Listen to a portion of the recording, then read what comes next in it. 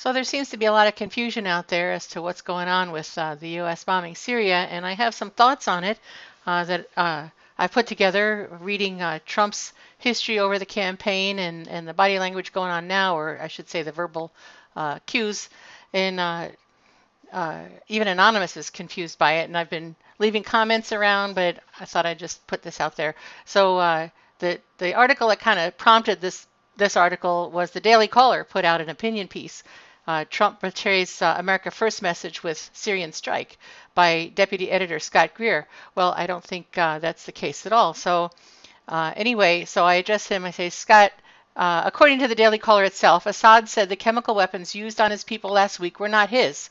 If we are to believe him, then they belong to ISIS, which we know has been founded, funded, and armed by Obama, the very situation mentioned many times by Trump in his campaign speeches.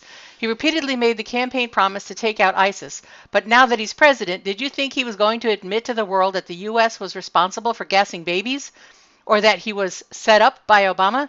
No. Whose chemical weapons they were, even if, or rather even though, they were our own, what Trump bombed was the weapons themselves, so they cannot be used again. The only people killed, up to 15, which means 0, were the people guarding the chemical weapons stockpile. So whether they were Assad's people or our own rogue agencies, who cares? Trump did the right thing, and by hitting ISIS, he was merely keeping his campaign promise.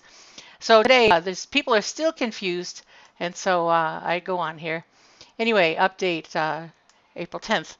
Now that we have the update that the U.S. is actually sending troops of boots on the ground into Syria, which is sending the pro-World War III leftist press and warmonger generals into peals of glee, what I predict they are going to find themselves doing is not fighting the Syrian army, but putting down what is left of Obama's ISIS after the air base was taken out. And then the U.S. Army Corps of Engineers will find themselves building the first of the Syrian safe zones Trump campaigned on and promised, right on that now former airbase. Why not? It's already got the plumbing and electricity infrastructure connections running to it. Trump the builder is thinking ahead.